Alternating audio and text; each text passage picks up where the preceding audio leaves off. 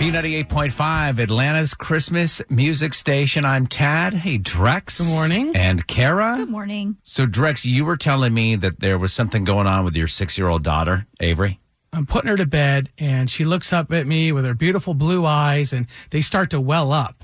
I'm like, is she in pain? Like, is something going on? Or is this another tactic that kids do to try to get out of going to bed? And a single tear falls from her cheek, and she says, Daddy, I don't want any presents for Christmas this year. I don't want anything. I just want to see my grandma and grandpa. Aww. So I've talked about my parents' addiction issues in the past and how we set a boundary and said, we're not going to talk to you for a year until you guys kind of get things straight, and then we can sit down and have a conversation. Well, it's taken its toll on our family. And like I said 2 weeks ago, my 6-year-old daughter Avery's like, I want to see grandma and grandpa for Christmas. So I was... my heart hurt at that moment, but I was also a little angry. You know, like, why do I have to deal with this? Why does my 6-year-old have to deal with this, Tad? Right. You didn't put yourself in this position. No. Avery didn't put herself in this position. And what was just refresh, what was the last, because it seems like holidays are a major thing. Was it just at a random time that she was, because previously this has come up? This has come up, and I think it does have to do with Christmas and the holidays. You know, even at 6 years old, she's starting to say, well, the Christmas and holidays, it's supposed to see your family. And so I was upset at that moment, and I called my parents the next morning. I said, I'm coming to your house. We're going to have a very blunt conversation about how this is going to move forward. And I sat both of them down, and I said, my daughter's crying to me last night because she wants to see you people. And I said, I was upset. You people. Yeah. And I said, this is what's going to happen. Saturday mornings, 9 a.m. at Goldberg's. So I take Avery to Goldberg's every Saturday morning. I said, we're going to be there. You're welcome to come. That's it. You're not coming to my house. I'm not coming to your house. You want to see her. You want to spend time with us. Boom. This is when it's going to happen. That's good. That's a good step and a good compromise, I think. Okay, good. Every Saturday? Every Saturday. Yeah, I mean, with the exception. But yeah, we'll be there 9 a.m. every Saturday. But of course, you set that boundary and people want to start stepping their toe over it. Yeah, give them an inch, they'll take a mile. So I get a message from my parents saying, well, what about Christmas? I said, well, it can happen this Saturday at 9 a.m. at Goldberg's if you guys want to do like a Christmas thing. Well, that doesn't feel right to open very impersonal and there's no emotion or Christmas spirit, trying to eat bagels and eggs and opening gifts. So that's where I'm stuck. Am I some stubborn monster because I want to keep a boundary set with, hey, we said 9 a.m. at Goldberg's every Saturday, and that's how it is. But am I the stubborn monster by saying this is what it's going to be, or do we have to open it up for Christmas? When did you set the year? When did the year begin? Oh, gosh. It was 8 months ago. Like that. 8 months ago. So you've already sort of pushed that aside. You've already caved. Yep. By doing the Saturday thing. Right. And of course, I mean, obviously, this is a horrible place to be because your parents want to see their granddaughter. Correct. But are your parents not at fault for all of this? Could you were not, it wasn't like you were just like, I think we're going to go a year without seeing you just to punish you for nothing. Like you were trying to give them tough love and be like, listen, this is the consequence of your action. Yeah. Correct.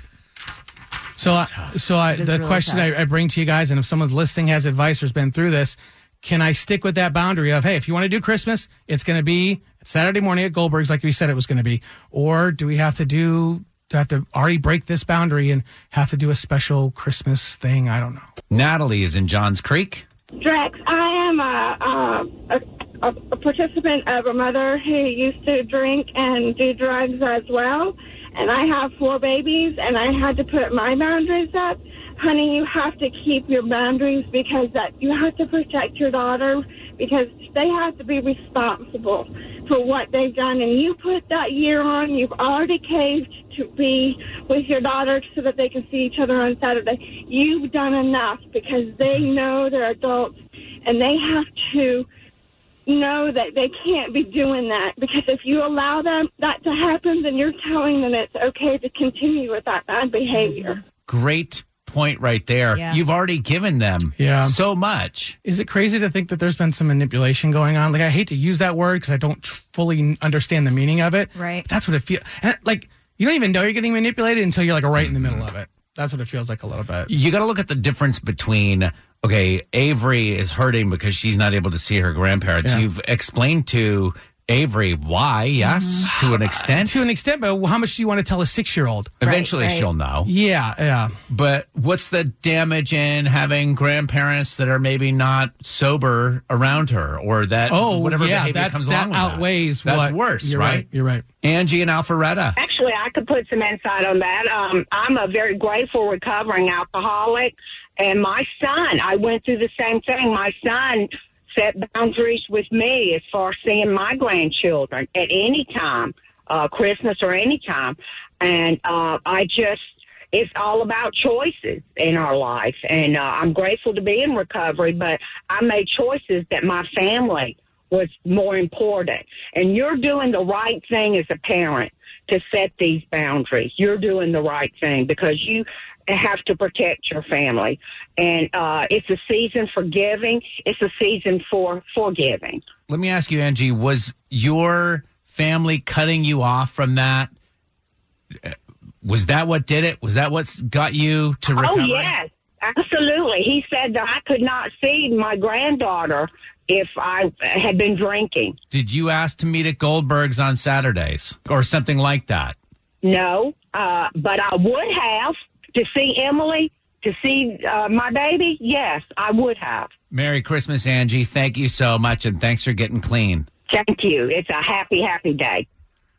It sounds to me like, from somebody who's been in this situation from the other end, from your parents' end, that cutting them off, at least in that case, works. Yeah, keeping that boundary. Well, I appreciate these phone calls. I know it's a kind of a tough, gloomy subject to talk about a couple days before Christmas, but yeah, I mean, you deal with family issues around Christmas time. Yeah. I mean, seriously, anybody listening right now that doesn't have issues or some insecurities going into the holidays, they're living in Pleasantville. A rare Right? person. Yeah.